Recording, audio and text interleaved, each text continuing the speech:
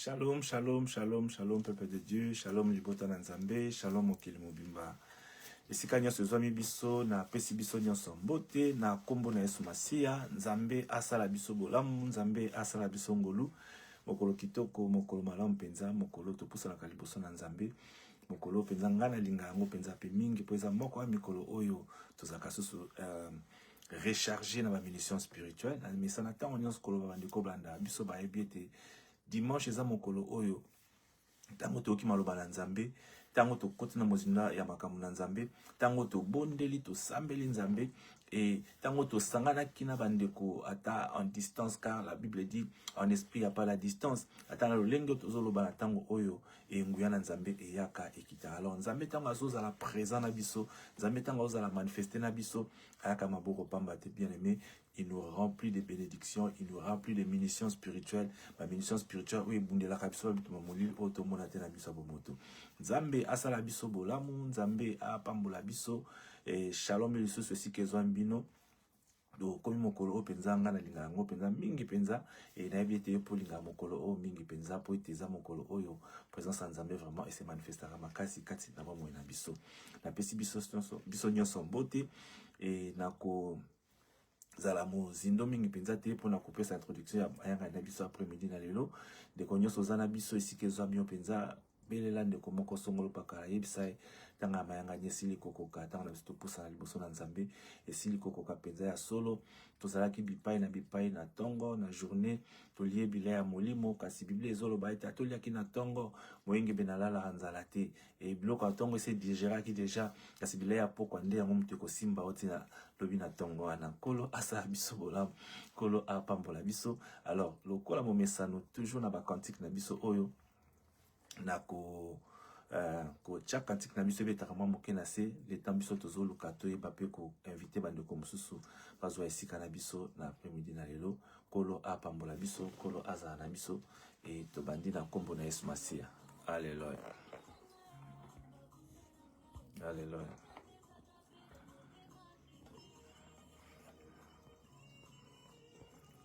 Toujours na cantique oyo. Alléluia, alléluia.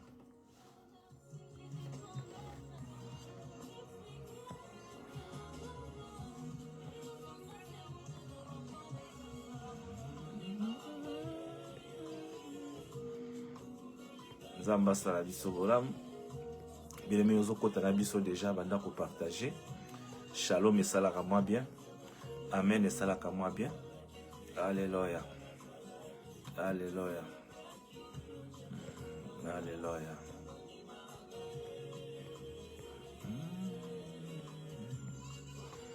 Alléluia. Kola sala biso bolamu.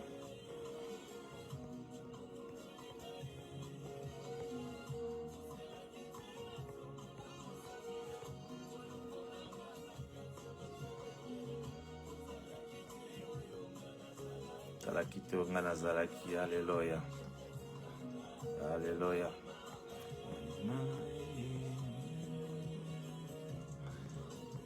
Alléluia.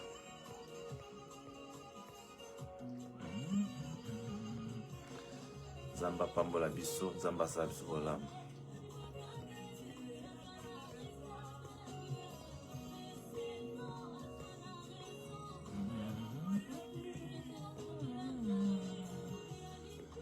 Alléluia.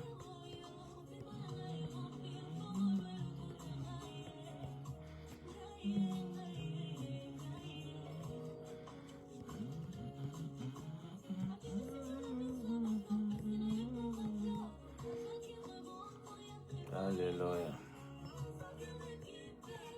Bien équipé na limana ngai. Alléluia. Alléluia. Alléluia. Alléluia. Alléluia.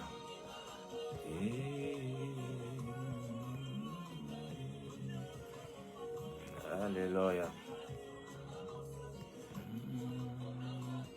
Alléluia. Oh Jésus. Alléluia.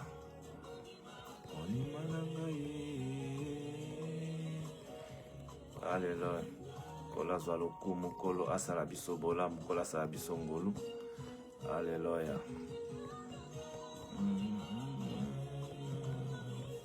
Alléluia. Shalom, shalom, shalom, shalom, shalom, peuple de Dieu, shalom, Libota Nanzambe, shalom, Bandeko Boko Tanabiso déjà, shalom, Messikanyo Sezoni Bino, Kolo Asalabiso Bolamu, Kolo Asalabiso Ngolu, présence na Ekat Nabiso, Alléluia, Alléluia, Alléluia, Alléluia, Alléluia, Alléluia.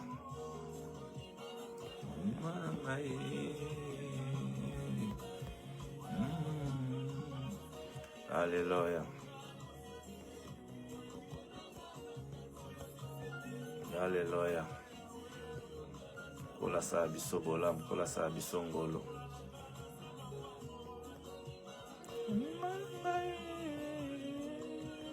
Alléluia.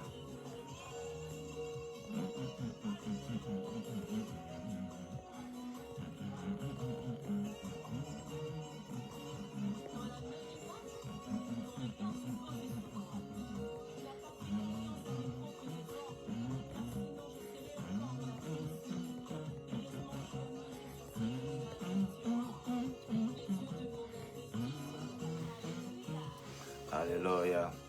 Nzamba sala biso bolamu, Nzambe sala biso ngolu. Alléluia. Alléluia. Alléluia. Toujours na cantique oyo. Mamono tsumuke to umela te to banda déjà. Le temps de partager. Alléluia. Alléluia. Kola sala biso bolamu, kola sala biso ngolu. Alléluia. Alléluia, alléluia, alléluia, alléluia, alléluia. Bien-aimé, shalom, Messikezon biso, shalom, Libota Nzambe, shalom, Mokili Mobimba, Mokone Yenga, Mokolo Malamu, Mokolo Tupusa na Kaliboso Nzambe, Mokolo Biso Totumbo la Kafama Kombo Nzambe, Mokolo Topesa Nzambe Lokumu, Tozong Saramatonze Pai Nae, par rapport à Nyonso Azosa la Kat Nabomo Inabiso, bien-aimé, quelquefois na Lobaka, et ça n'a pas tant Mosusu.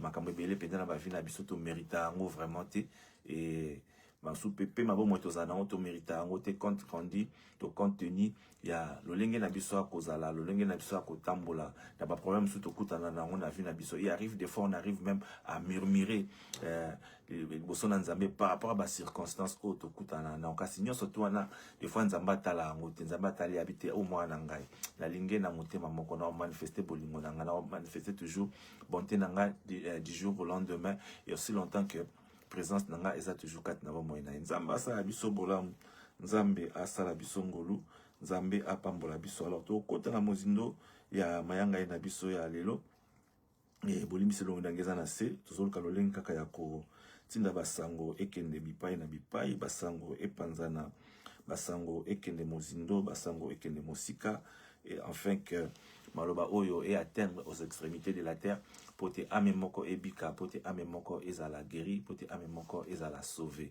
Nzambe asala biso bolamu Nzambe apambola biso alors toko bondela ya mboto kota penza na mozindo ya mayanga na biso lokola momesano esikezo miyo tango zana biso to soki pozolanda biso obondeli na biso elongo papa topesi yo lokumu topesi yo nkembo topesi yo masanjo lipo za Nzambe na bomo Mobateli ya solo mosungi malamu osali biso ngolu osali biso bolamu afin que biso te basuko poussa na liboso na présence na yo na après-midi na lelo de komiti kakati na maboko na yo to komiso paliso liboso na présence na yo ya oyo lobi kati na maloba na yo te lo sambo oya moto masumu eza lokola makela manzanza na matoi na yo et tala ete biso to sengi mawana o lisusu kati na bomoi na biso limbisa biso pona maso emonisa makeli sumu kati na bomoi na biso tika ete makila Yesu Masia epeto la biso nyonso te bakozala sembo liboso na yo afin que lo sambo na biso emata pe koma liboso na ngwende na yo molimo mo santu molimo na Nzambe akamba biso azala na biso lisusu na après-midi na lelo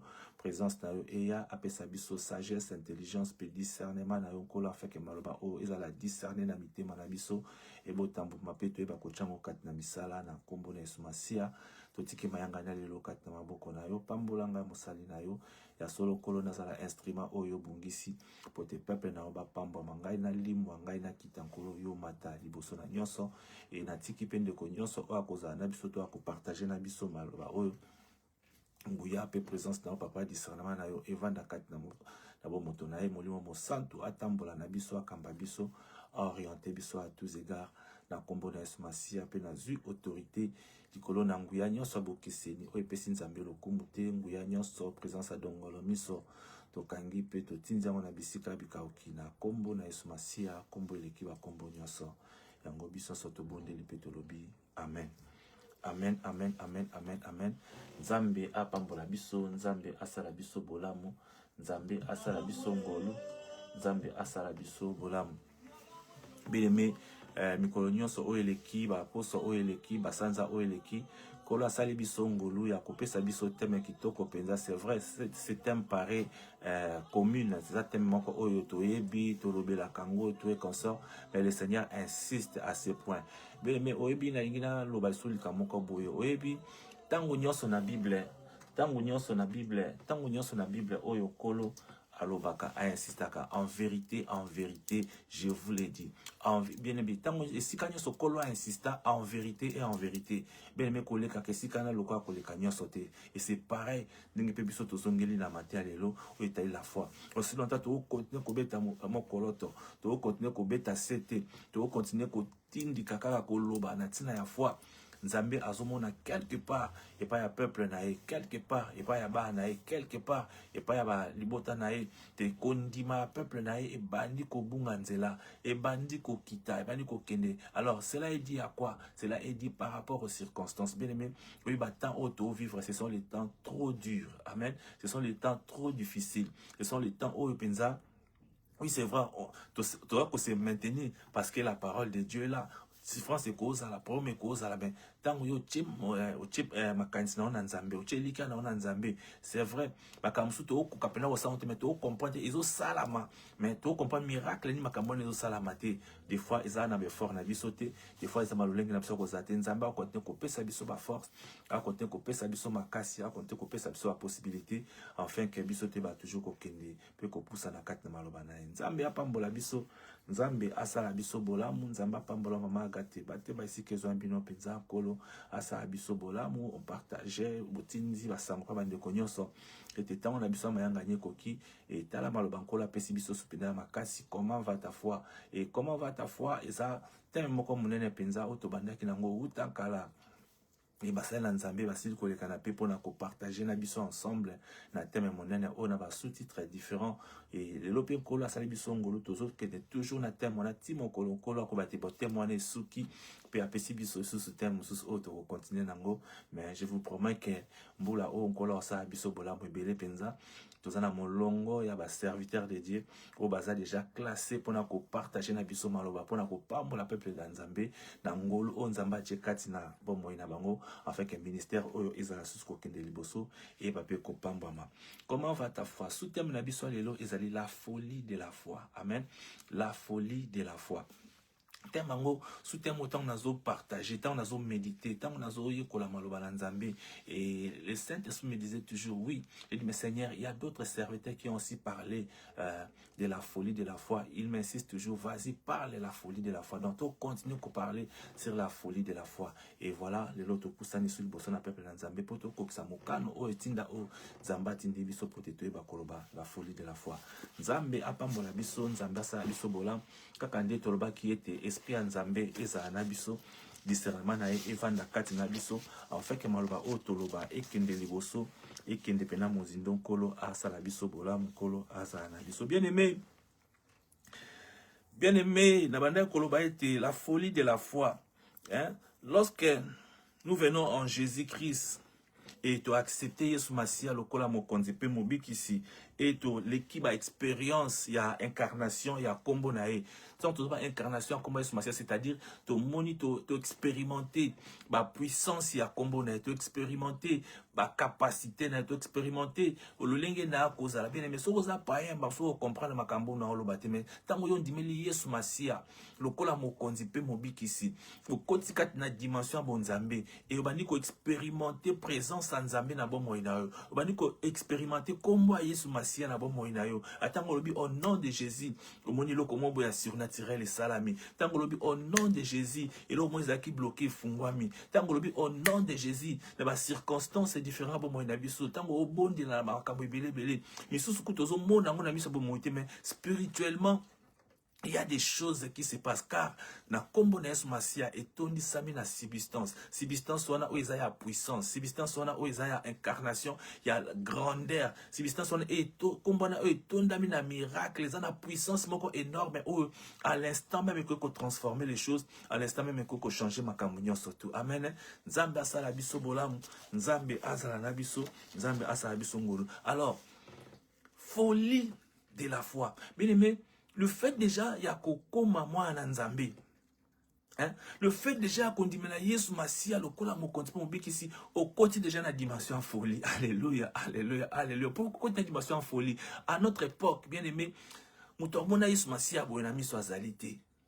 Kasi tango to tala misala na ye. Total bozali sinaye, total ba œuvre oyo ya sili ko réaliser ezo kota na mitema na biso à travers sa parole les paroles saintes ezo bimakat na Yesu Masia oyo sala te biso tozala o biso tozalelo oyo kota kondima mitema na biso bien aimé et komisa biso déjà na dimension koma ba fou. Alléluia. Alléluia. To comment déjà ba fou pour na Yesu Masia bien aimé, imagine toi olamuki na tongo net lomo kone ngaboy. Oh, je me lave, je m'apprête, je vais à l'église. Et à l'église, on entend aux kende. On l'a dit propre, on l'a dit bien, tout ça. Tu vas à l'église. Je vais je vais à la maison de Dieu. Je vais à la maison du Seigneur. Na ke bonde la nzambe. Mon komi kuna boy, nzamba mo mais sur ozo kota na makanisi na yo, et penser na yo, esprit na yo, et que na dimension moko élevé bien aimé, au komi déjà fou, au komi déjà na dimension ya folie. Dans la définition, toujours, il y a la foi, et ça quelque part, et lobby, et ça et lobby que, espérer, foi, et ça chose auto-espéraka, hein, mais, démonstration, et qu'on a ton monité. Bien aimé, comment quoi espérer na eloko oyo yo na no monia ngote? Ton dit, mais là, Yesu Masia, ton mon a été, ton espéra na ton mon a été. Alléluia.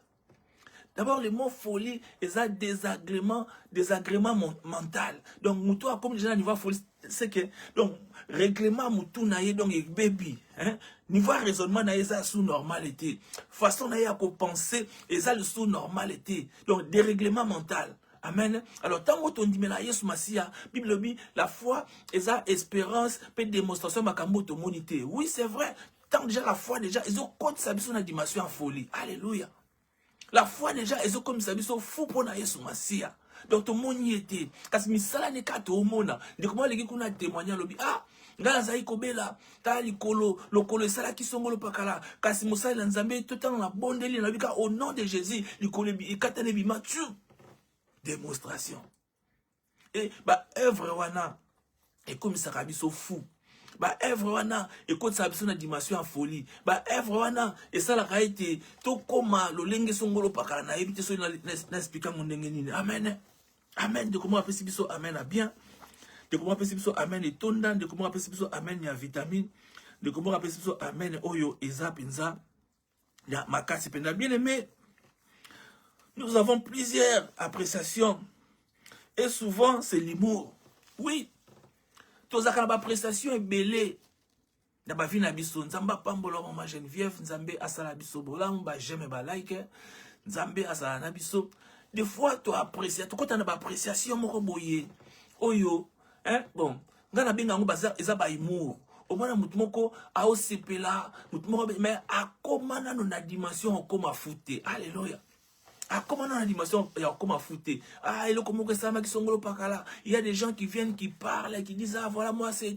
Des fois, pas expérimenter vraiment na kombo Yesu Masia te bien obi na vie na yo soki na okuta na situation moko boité so na no lexa épreuve moko songolo pakalate soki na no kota o expérimenter relation ya yo na Yesu Masia te na ba dimension moko songo pakala OK bon vivant que no likambo na za nango to situation na zo traverser awa papa ko ki kopesa nga ngo solution te mama ko ki kopesa nga te ndeko ko ki kopesa nga te entourage d'anga ba ko kopesa nga te mais ce n'est que lorsque j'ai levé mes yeux vers le montant, ce n'est que lorsque j'ai regardé, j'ai pensé à l'Éternel et le secours m'est venu de l'Éternel. Mais lorsque je parle, le secours m'est venu de l'Éternel et le but que non, miracle utina lo le kitina se nzambe banda kela moto asala kana moto. Alléluia. Alléluia. Nzambe banda kela moto asala kana moto. Dieu est capable. Na kata ma circonstance na yo abimisi ange moko providentiel aye apesio eloko ezaki na bosenga a trouver solution na ba problème ezalaki nango. Amen. Amen. Bible ezotalisa biso lisolo ya Eli. Bible etalisa biso lisolo ya Eli. Eli tama kimi Jezabel. Akina ke ko batama na sena bangomba na sena mabanga nzala. Alléluia. Nzale beti Eli, nzala tungisi Eli. Eli a dit Seigneur, Seigneur, na kokufa, pourquoi ces choses, Seigneur? Alléluia. Et pourtant Eli azaki na capacité, na autorité, na pouvoir nzambe azaki nango ya lo appelle lo bamombo pe et comme chose moko quelque part et pas ya Jézabel. Mais Eli a pris la fuite. Eli a pris la fuite. Na fungola parenthèse moko songolo pakala. Amen. Na parenthèse na fungola awezani. Oyebi nzambe azala ba méthode ebele oyo ye asovaka biso par rapport à ba danger. Amen. Et parmi ba méthode wana fuite eza moko ba méthode peu important o nzambe asovaka biso. Yesu Masia kutu ye moko akimaka. Amen. Akimaka parce que a ma capacité, to parce qu'il ne pouvait pas parce qu'il a sont puissante mais dans certaines circonstances, il faut d'abord te retirer. Alléluia. Il faut d'abord te retirer au Vandi, au Tali. Oui, si tu as ces antennes et tu prends la position. Amen. Eli a kimi Jézabel. Ake kovana de sikamoko na sama bango kobata makasi milieza la kite tala tanga bonde le pa na nzambe nzamba yoki désira mutema nae atinda corbeau. Pene mi corbeau na batangwana azaki animal impur azaki oiseau impur akokai kokutana na élite par rapport à cet état Eli akokai kovana Eli akokai kozelo ko moko te bimi na maboko te ya corbeau gâteau utalola. Alléluia. Bien oui binza na ebité gâteau utalola. Gâteau et utalola corbeau kitana ngo Eli alinga boudel Seigneur Eli corbeau animal impur. Animal impur. Ngai na Nzamba ebisi ne jugez pas impur. C'est que moi Dieu on a le bien à impureté. Amen. Et Eli azwa gatoana alia pe a continuer ministère nae. Amen. Na kangi parenthèse wana. Alors Nzambe azana ba dimension. Nzambe azana ba capacité. Tango déjà biso tondimeli Yesu Masia lokola mokonzi pe mobikisi to mona yete. Alléluia. Mais nous sommes fous. Alléluia. Alléluia. Nous sommes fous. Hein? Donc tu as déjà foi. Le fait que moi na Nzambe nyonso andimeli Yesu Masia lokola mokonzi pe mobikisi akoma déjà fou. Amen. Akoma déjà fou. Donc yonanga toza déjà ba fou donc tu vivra na dimension ya folie mo boy. Mais sikoyo Bible c'est assez fou pour Nzambe. Donc toza déjà fou, oui, parce que le fait d'y avoir divergé Yesu Masia lokola mokonzi pe mobikisi toza déjà fou.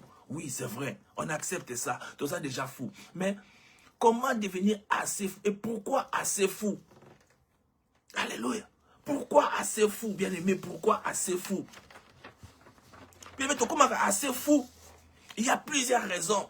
Et comme ça, assez fou. Alléluia. Et ça, plusieurs raisons. Et que ça, que tous là vraiment assez fou. N'a pas vie nabiso et n'a pas vie chrétienne nabiso. Il y a plusieurs raisons. Et que ça, que tous là vraiment assez fou, bien aimé. Plusieurs raisons. Plusieurs raisons. Et que ça, que tous là vraiment assez fou. Amen.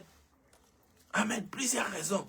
Et première raison, oui, que ça, la question, c'est vraiment assez fou. Alléluia. Première raison, ils allaient assez fou. Assez fou. Amen. Pour partir jusqu'au bout. Assez fou pour nous connaître jusqu'au bout. C'est-à-dire, dans ta circonstance, mon bozo traversé. Dans ta problème, mon bozo le kissa. Dans ta situation, mon kobouye, oye lequel yo maele. ndeko moko ayembi oyelekelaka nga mayele papa na memi yango na losambo oyelekelaka nga mayele o papa na memi yango na losambo sekele nanga eza Yesu sekele nanga eza na maombi. Donc na maombi, alléluia. Donc maombi ezokele na oti na sefu, maombi ekele na oti jusqu'au bout, maombi ekele na oti o atteindre o koma penza. Donc au moins la situation est zate, porte zate, nzela côté zate, nzela mezate, mais toi tu continues à croire. Dans le peuple Israël, bien aimé, bah comme il bosse maï, bataille gauche, bataille droite. Batali babi, ah bon, c'est vrai. Nzamba le kisibiso, misibiso to komi asiko ndepena sukisa. Batali na simabwe, ba chara faro ezakoya, babi Moïse, tala makambo sali biso. Nzela mukuse zala ndango kuna. Alléluia. Nzela mukuse zala to kobeta verri me to bimba mongo kuna na terre promise. Mais tala nzelo me mibiso, nzela mai, skoto suka wapi, faut que to va na en Égypte, to côté o me mabanga kilo. To continue ko souffrir kaka na passion mais tale siko sukisa na mitso ku ndenge zabwe to zonga su Egypte me Pharaon na ba soda na ba oboma biso kaka to silani kaka. Alléluia. Jusqu'au bout, jusqu'au bout, jusqu'au bout, jusqu'au bout. Assez fou jusqu'au bout. Alléluia. Moïse a tombé miso likolo, a bondeli Nzambe. Et Zamba pesi direction, Zamba pesi orientation, Zamba assister, Zamba se manifester. Alléluia. Mais la circonstance de ma vie na biso. Des fois, tu commences à souka. Des fois, tu es au salate. Mais oso garder kakelikia. Oso garder kondima. Oso garder présence dans Nzambe. Oso garder foi na yo. Et le fait que oso garder foi na bien, ça te rend assez fou parce que oso il va pas se battre mais au continuer kondima. Nzamba za, Nzamba osala, Nzamba zali, Nzamba osala. Bien aimé. Et ce niveau à folie wana intervention Nzambe yaka. Olingo lingate Nzamba quoi intervenir. Car le peuple Israël, Nzamba intervenir. Nzamba intervenir, maye fungwami. Alléluia. Maye fungwami. Papa bakati ici, malgré ils ont murmuré. Nzamba tel ba murmure wanate. Malgré ils ont boudé, Nzamba tel ko boudé wanate, mais leur foi était ferme à partir de Moïse. Alléluia. Voilà, qui ferme à partir de Moïse. Moïse connaît Dieu. Aïe Bible koni Nzamba salaka. Aïe Bible koni Nzamba qui capable à osala. Vu les 10 plaies ou les 44 d'Égypte. Nzamba yebi. Et Moïse connaît ces choses-là très très très bien. Alanda qui va nungute, atala qui va mbiscade, atala qui va obstacle, mais il a gardé ferme. Alléluia. Sa foi. Il a gardé ferme sa considération à Dieu. Donc, à côté d'une dimension, il y a espérance, il y a démonstration, il y a makambo oto monate. Espérance, démonstration, des choses qu'on ne voit pas. Donc, il y a monité. Mais on dit miango. Et le ko yo monité, mais on espérer nango. Alléluia. Lobi ko yo na nos vite, mais on espérer nango. Alléluia. Mosala on a nos vite, mais on espérer nango. Alléluia. Mabota on a nos vite, mais on espérer nango. Libala on a nos vite, mais on espérer nango. Santé na nos vite, mais on espérer nango. Alléluia. Dimension ya folie. Dimension ya folie. Alors, et commission assez fou. Alléluia. Nzamba pambola biso, Nzamba sa biso ngolo. Pourquoi assez fou? Alléluia. Assez fou pour vivre par la foi si Dieu nous le demande. Pour vivre par la foi si Dieu nous le demande. Bien aimé, qu'on vive par la foi, c'est parce que Dieu ne t'a pas demandé cela. Alléluia. Alléluia. Alléluia. Alléluia. Assez fou pour vivre par la foi, si Dieu te le demande. Bien aimé, au cours de la circonstance, mon boy, nous avons la 4 dimensions. La Bible, foi, et ça le col en bouma célébré. Bouma célébré, ça le col en nini. Bouma wangi la coute des amounines. Alléluia. Et ça, bouma moko boye. Célébré. Ma graine moka mouki kaka. Mais nous avons soko comme la capacité à cause de la foi, car le col la graine wana, au col déplacer ma montagne. Au quoi déplacer ma chose. Alors, pour comme on a point, il y a comme on a foi, on a bien, mais il faut comme un fou. Il faut que tu aies la folie. Alléluia. Folie, on a le bel aisa folie, te ya kulia matiti, folie ya kotambola bolumbu, folie ya kobeta kabatu, tu as kosala kabatu mabe, non, c'est la folie par la considération intérieure de l'Éternel, que Dieu est capable, que Dieu peut faire quelque chose, que Dieu est puissant. Alléluia. Que Dieu est illimité. Rien ne surpasse notre Dieu, car il est le créateur de toutes les choses. Amen. Amen. Amen.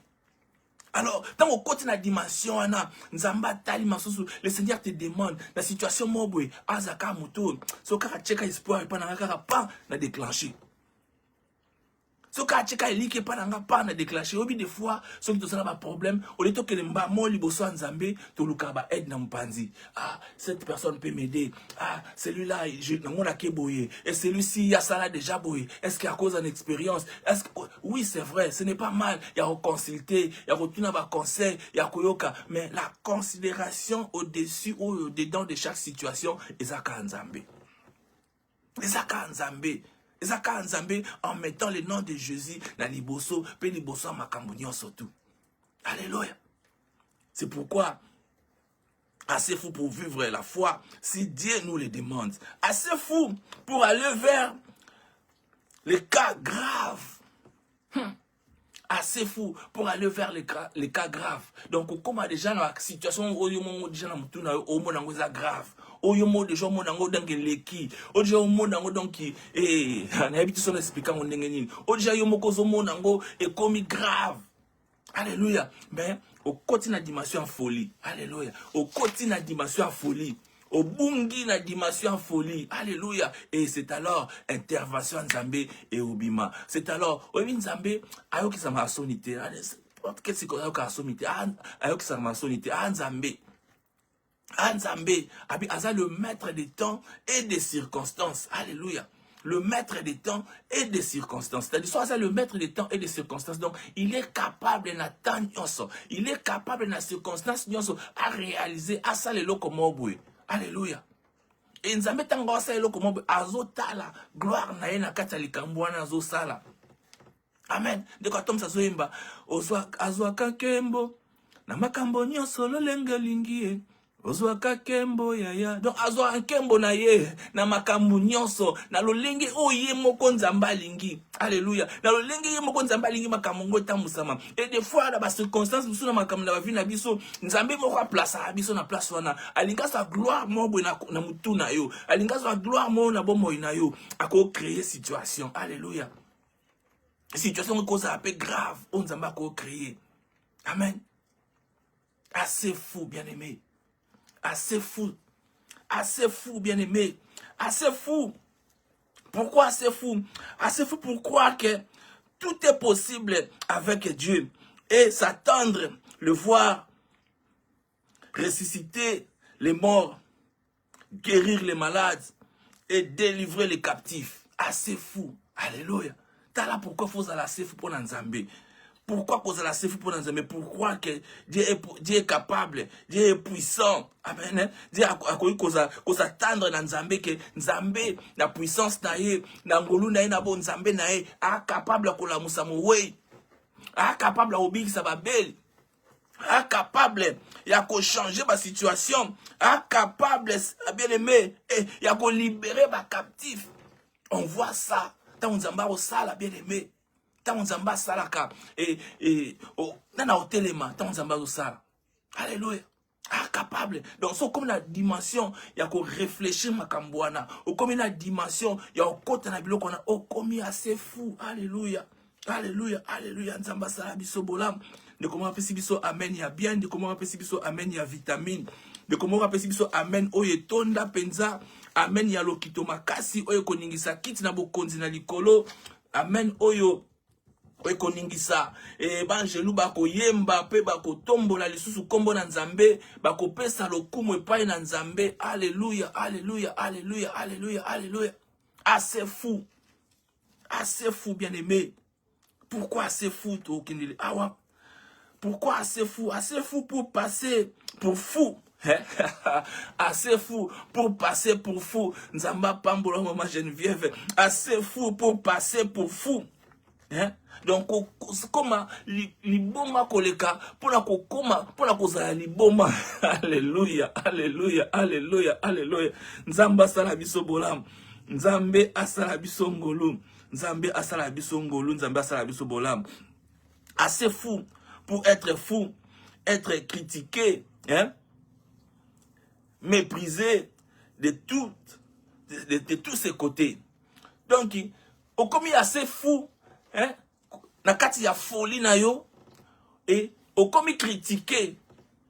Alléluia. Au des fois, lorsque tu expérimentes la foi, hein, lorsque des fois, ils ont manifesté espérance, il y a biloko on a nos monité. Alléluia. Nabiso na Congo balobaka, liboka moninga basombela yango kwanga te.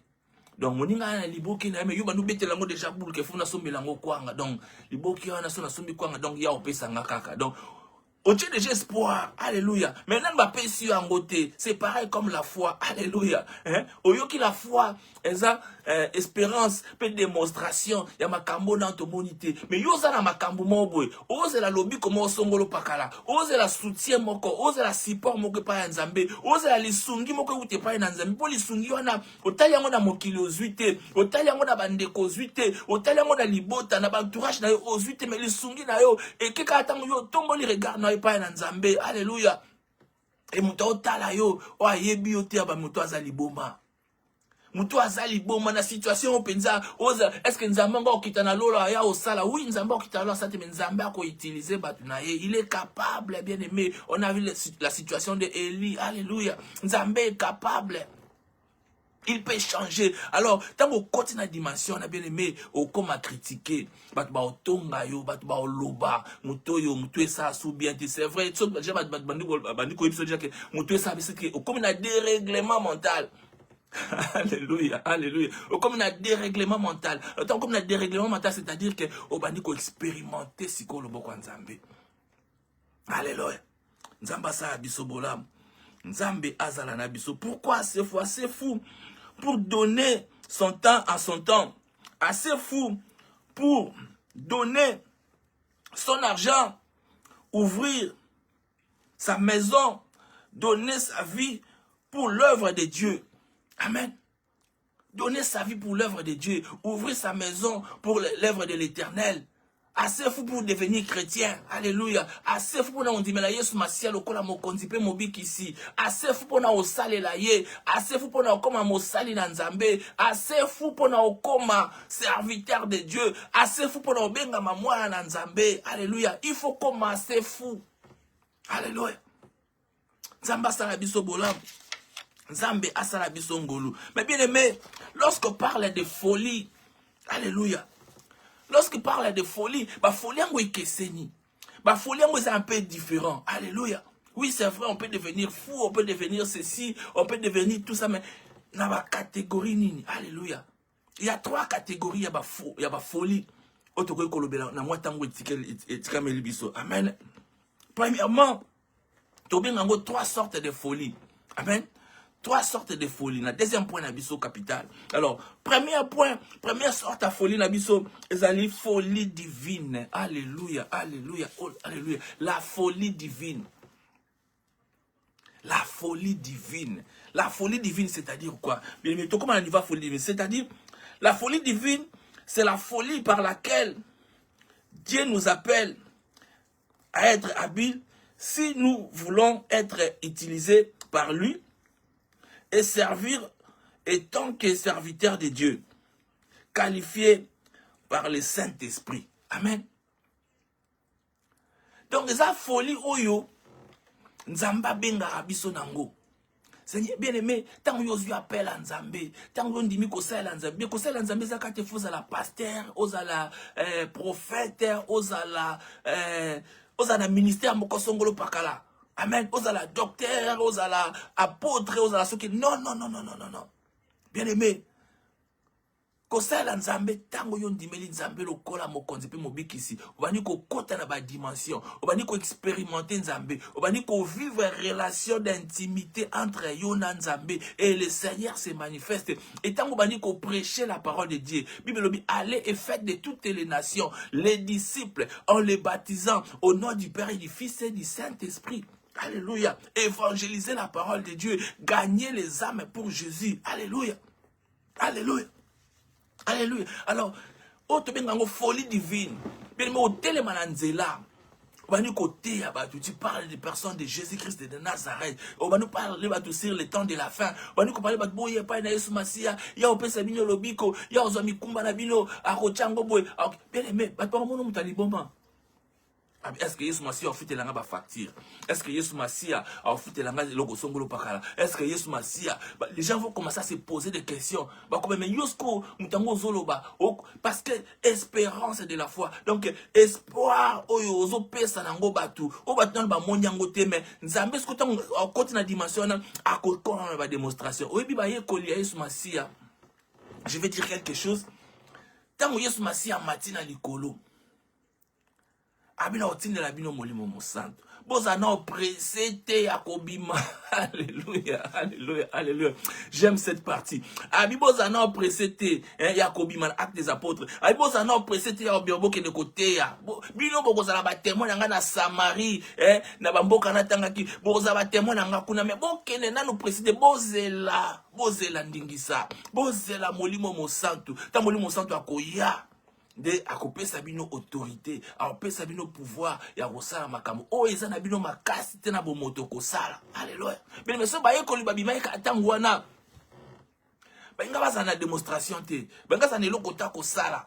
Kasi tangu baza ki instruction nzambe, c'est-à-dire ba koti na folie divine. Alléluia. Tangu folie nzambe à travers le Saint-Esprit et ye koti kati na bango et tangu ba bimi bible zolo ba été ba bandi kosala ba démonstration. Alléluia. Ils ont commencé à prêcher exactement le kola Yesu Massia bandi ko prêcher. Ils ont gagné des âmes pour Jésus. Alléluia. Alléluia. Na premier jour qu'apôtre Paul ba gagné 1500 personnes. Alléluia. De comment rappeler biso amen à bien. De comment rappeler ça amène à bien. Alors, si on continue la première catégorie, il y a folie divine. C'est-à-dire, lorsque Dieu nous appelle, il y a qu'on vivre dans la plénitude de naïe. Il y a qu'on vivre dans la considération naïe. Il y a qu'on vivre dans la foi naïe. Pour qu'on servir, il y a dans Moussa, il y a dans domaine de Songolo Pakala. Oh, il y a dans ma naïe en Zambie. Alléluia.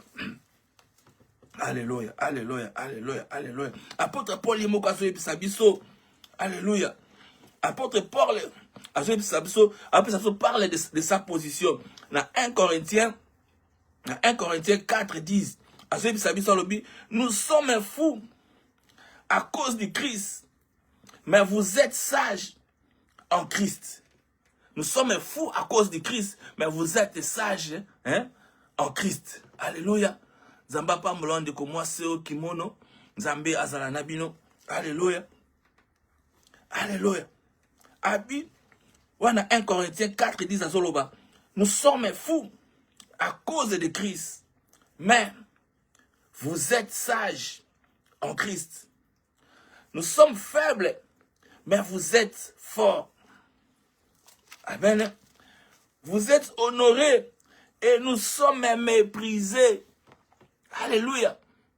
Bino boza honoré parce que bon vivre démonstration, bon vivre makabo nzambe, bon vivre bikamo nzambe. Alléluia. Boza honoré, mais nous sommes méprisés parce que bon méprisé biso. Alléluia. Et là on dit malongé bimakati na batu oyo. Et là on dit muto bato ba osala nini. Est-ce que muto na pena zote et là on dit malonga hôtel. Bien aimé, toté akate pona tout mila kisa. Toté akate pour tout ça là biso nous sommes plus intelligents, nous connaissons beaucoup. Non, nous prêchons parce que cette parole que nous prononçons ici, ce ne sont pas nos paroles. Et lorsque nous nous mettons devant le peuple de Dieu pour parler, c'est l'esprit de Dieu. Alléluia. C'est la voix même de l'Éternel qui parle à nous. Alléluia. Alléluia. Il y a des fois, lorsque tu regardes ce que tu as approché du Seigneur, est-ce que moi j'ai dit ces choses ici? Seigneur, mais peut-être dans ma préparation, je n'ai pas écrit tout ça, mais au moment dans maloba nzambe, tant aux autres, le Saint-Esprit vient, donc aux assoyote, au côté de la folie divine. Alléluia. Alléluia. Il y a un moment où on a au moins, on a un niveau d'audacité, mon robot. Azo parle avec autorité, mon corps. Azo parle avec pouvoir, mon bien sûr, mon gars, mon seul, comme la dimension, ce n'est plus lui. Alléluia. Ce n'est plus lui. Alléluia, alléluia. C'est-à-dire que l'esprit Nzambe, ce qu'on a mis, on est comme qu'on diriger et comme qu'on conduire. Alléluia. Nzamba sa abiso bolam.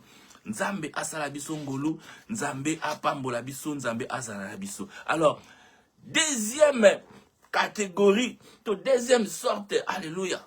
Il y a folie, bon, limbisa. Il y a folie. Amen.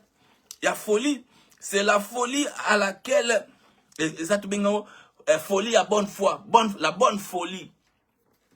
Folie. Hein? Folie à malam, folie à bien. Tout ça, la folie divine, c'est comme la folie à bien. Alléluia. Nzamba pambola biso.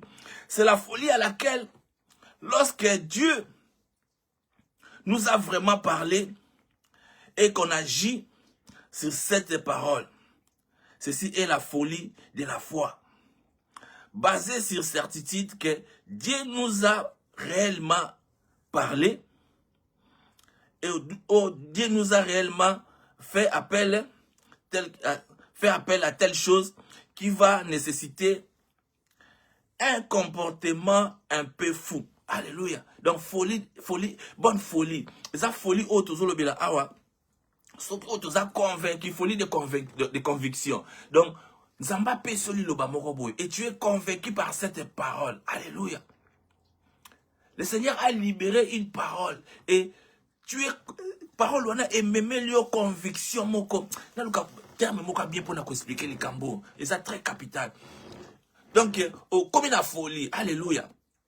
Bonne folie. Donc Nzamba lobelio. Maso Nzamba lobela biso na bandenge belé. Na ndoto à travers les prophètes, en tout cas na ba signe na bandenge belé. Siko oza convaincu. Alléluia. Na lobana on Nzamba lobelio. Siko bandi ko travailler à fonction ya parole wana on Nzamba pesaki yo. Amen. Bandi ko travailler en fonction ya parole wana on Nzamba pesaki yo. Bandi ko kenango zo sa ndaka makambo Nzamba zoloba, makambo Nzamba zo sala. Référence dans to pesa na Apocalypse 2 4 à 8. Alléluia. Voilà bandeko batanga la Biblia botangi Apocalypse 2 4 à 8. Amen. Amen, amen, amen. Nzamba sala biso bola, Nzambe apambola biso. Et troisième catégorie à folie, c'est kato chitele awa. Troisième catégorie à folie, c'est la mauvaise folie. Mauvaise folie, oh. Alléluia, alléluia. Mauvaise folie. Bien, il y a des gens qui font la folie, mais ce sont des mauvaises folies. Ce sont des mauvaises folies. Au moins, on ça à folie, mais ce sont des mauvaises folies. La folie à l'ukuta, la folie à mabé, la folie aux ruiner le peuple de Dieu, la folie aux même à ignorance, la folie aux bungi saba na Nzambe, mais la mauvaise folie. Alléluia, Nzamba pambola maman Geneviève, Nzamba pambola yo. Alléluia. Alléluia. Bah j'aime balai que si qu'ils ont un bisogno sokuna pinza. Alléluia. Alors la mauvaise folie, c'est la folie quand on fait quelque chose de fou. Sans vraie conviction. Amen. La bonne folie, c'est quand tu es convaincu. Mais la mauvaise folie, osa likamo, mais osa la conviction likambo osa raté. Amen. Au lingo ça la miracle, moko boy, tout prononcer ba prodige, mais osa même convaincu na likambo angote. Ah, Nzambe, toi qui as un exemple, bien aimé, crois à l'éternel, Nzamba capable, mais toi-même. Convaincu n'angoté. J'ai entendu un de mes professeurs la théologie qui me donnait exemple un jour il a été invité quelque part pour aller prêcher et lorsqu'il prêchait les gens guérissaient miracle démonstration lui-même s'est retrouvé dans ces mêmes cas et tant assis ce côté azongi à vanda Seigneur mais comment expliquer dans la situation mais les gens témoignent que attends il y a biki il y a celle mais pourquoi Kobik sangai moko pété. Alléluia. Alléluia. Et c'est alors qu'il trouva lui-même la réponse que tant Nzamba pesa ba ministère nous a pona biso moté ministère nous a pona bat mususu pona peuple de Dieu. Alléluia. Alors so biso moto se retrouve dans la situation Nzamba yebindenga salaka. Alléluia. Nzamba ebinenga zongisa biso na proverbe, je crois proverbe 5. Et Nzamba zotalisa biso le lenge ni saka na ba serviteur na ye. Amen. Amen. La mauvaise folie. Alléluia. Mauvaise folie ezali folie oyo ozo sa likambo mais likambo ngo oyo moko za convaincu na ngote. Alléluia. Tu demandes à quelqu'un d'avoir la foi mais toi-même tu n'es pas convaincu de la foi. Bien bien, ngana koza na foi. Mais na ko transmettre yo kondima na ngai. Amen. Oui. Na ko transmettre yo kondima na ngai. Ce qui n'a pas kondima likambo songolo pakala et je suis convaincu na likambo na tcheli foi, je suis convaincu par ma foi. Mais cette même foi, je peux les transmettre à la personne qui est en face de moi au hasard na situation roboy et à partir na ngai cette foi na ikota katna et salipé. Mais quelque chose de la foi. Mais à l'intérieur de moi, je ne suis pas convaincu. C'est la mauvaise folie. Alléluia. C'est la mauvaise folie de la foi. C'est la mauvaise folie, bien aimé. Alors, pourquoi les gens arrivent à point et on comme la mauvaise folie? Premier point, influence. Alléluia. Influence. Moutoumo boyasan influence naïe, bah mon akaye, grand homme de Dieu. Bon, permettez-moi les serviteurs de Dieu, mais je suis obligé de le parler car poussé par le Saint-Esprit. Un grand homme de Dieu, tout ça, mais Azana fouate. Alléluia. Alléluia. Tikana seka. Azana fouate. Azana fouate. Ah, bah nous sabino. Azana ka influent. Et tout ce qu'ils vous diront, c'est par l'influence. Ah, le Seigneur va faire. Il me semble bien. Brosé là trop. Azolo bamaloba msuna munoko na mais na motema na yazo penser autre chose. Première chose, influence. Amen. Deuxième chose, Aza influence. Donc, influence. Deuxième chose, Aza influencé. Aza influencé. Influencé, c'est-à-dire quoi? Et là, on est comme ça, un point où il y a influencé. Au moins, il y a une possibilité. Il vous fait croire parce que j'ai crié à l'Éternel. Parce que je crie à Dieu, Nzamba pambolinga financièrement, yakomona na basala Nzambe belé, kena mapam na bango okuta. Surtout ba oya minene wana, oto benga les grands. Mais en réalité, musala Nzamba munene na ya mukiazala ate. Eza des responsabilités o Nzamba pesaka na ba serviteur mususu nde komisaka mususu grand, de saka mususu bazala petit mais serviteur mukie azala ate. Alléluia. Serviteur mukie azala ate bien aimé. Ata za l'église mukie Ataza pauvre, aza mukete. Eza responsabilité o Nzambe apesa kana basali na ye, ya onde randara basusu grand, ya onde randara pe basusu petit. Amen. Alors Nzambe pour apesa responsabilité, à la disposition du cœur na yo, hein, intérêt na yeza appui et quel est ton désir pour le peuple de pour le peuple ya banzambe? Est-ce que capacité nous a ngoto dimato, likabo e mo Nzamba pesi kati na yo. Na kangi parenthèse wana. Alors mauvaise folie, alléluia. Mauvaise folie. Mauvaise folie. Pourtant, comment la mauvaise folie de nini? La folie a bien entendu. La folie de la foi a bien entendu nini? Au monde en bas, Moussou, alors bien. Il parle bien. Alors, quand il parle bien, il pense que Kolobananga déjà bien, on a convaincu, mais aussi longtemps, lui-même, à l'intérieur de lui, il n'est même pas convaincu. Amen. Nana suna témoignage sur la coopé ça awa.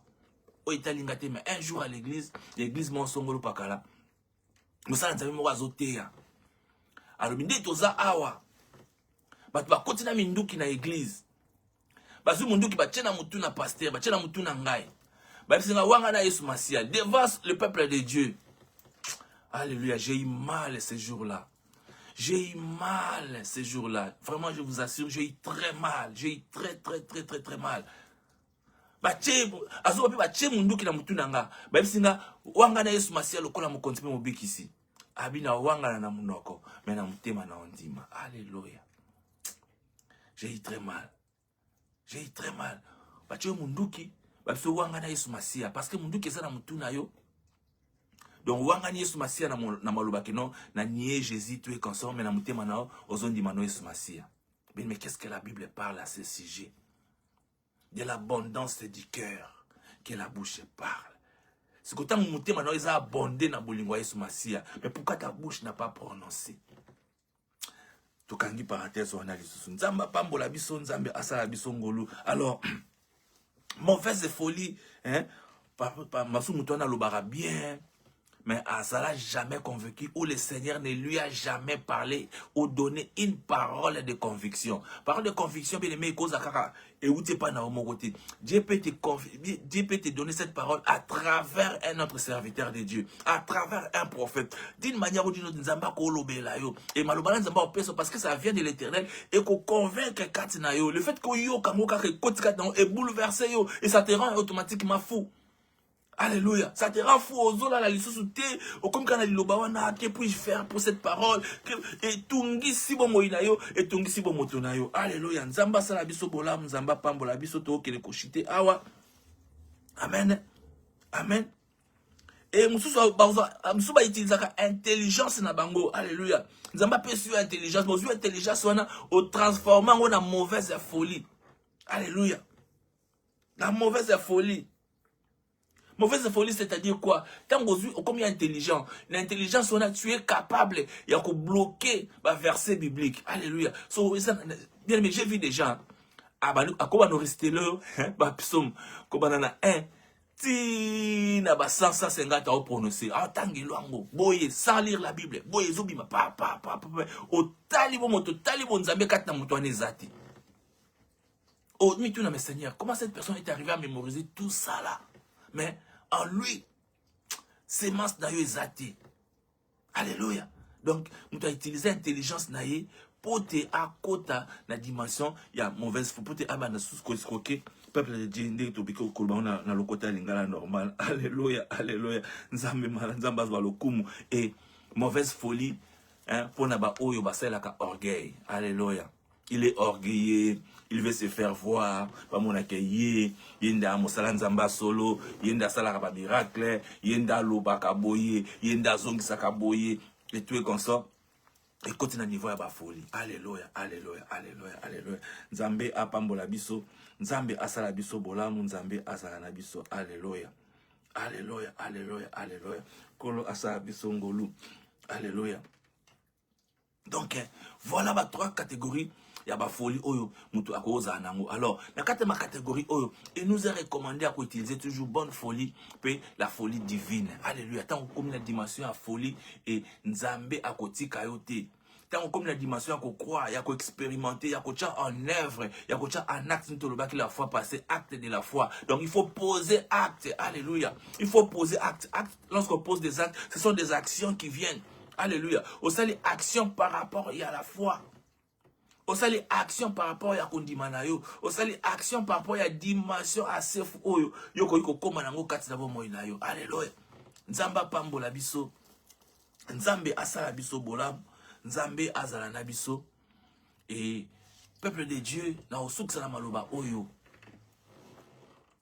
Eloko mokote eboma kondimanayo. Circonstance mon côté et les la condimanayo. Situation mon côté et les la condimanayo. Bible zoba la foi, surtout la foi moukié, le col en bouma sénévré, toko déplacer ma montagne. Parce que yo foi na eza na dimension, ko luka foi ngote et comme sokindeni respectez la parole de Dieu, écoutez la parole de Dieu, mettez la parole de Dieu en pratique. Que cette fois, ezata mouké kakalokwa mbuma sénévré wana et les montagnes vont se déplacer dans ta vie. Ba situation est ko changer na vie na. Tant yo tche kondima na lelo, tant maloba ona zolo ba nesika o et kota na mutema na yo. Et Saint-Esprit azoko accompagner ngonde to bondelaki. Saint-Esprit azako conduire maloba o. Saint-Esprit à travers ma voix, azo retentir na motema na yo, azo pesa, azo kota, azo transformer, azo changer. Aussi longtemps que tu écoutes cette voix et que ton cœur change, que ton cœur se transforme, que motema wezaki ya libanga ya résistance ya ba doute, ya ko espoir ce pas dans Nzambe te elongwa et molimo na Nzambe e kota kati na yo e komisa motema na motema mosuni. Afin que maluba na Nzambe e vanda foi na yo e bota, foi na yo e fungwama, foi na yo ekola, foi na yo e talisa yo o kota na dimension ko expérimenter Nzambe na ba dimension ya likolo, na ba dimension ya makasi na kombo na Yesu Masiya nde nazobondela. Amen. Kolo topesi yo lokumu. Kolo topesi yo merci. Topesi yo nkembo pona nyonso zosala kati na bomoi na biso jours et nuits, Seigneur mon Dieu mon roi. Natiki mayangani o na maboko na o. Natiki maloba nyonso bimi a na maloba na o. Maloba na yo ezonga kate soki yango nanu esali misala na ngote Nzambe na nguya. Papa tika te maloba o yambo ezonge pai na yo nkolo.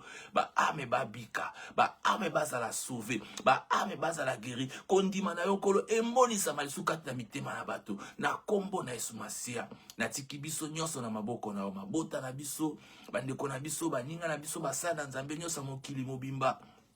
natiki bango na maboko na o Seigneur de gloire poso oeza poso malam poso kitoko makila Yesu Masia ebomba biso couvrir biso à tous égards na nyonso tokozala o tokolia o tokomela banzela tokotambola na ba activité na misala na ba kelasi nyonso tokosala bomoi na biso kolozala na biso kotika biso te mapinga ba angelu yawe ba chérubin na mopanga na moto yawe ba tambola na biso ba précéder biso à tous égards na manso tokosala succès total dans toutes choses yawe au nom puissant de Jésus-Christ de Nazareth. Et nous avons ainsi prié. Amen. Amen, amen. Nzambe pambola biso, Nzambe asala biso bolam, soki Yesu Masia azongite, et tokokuta na lisusu, mokone yenga, kolo asala na biso, na pesi biso nyonso, bye bye, na kombo na Yesu Masia.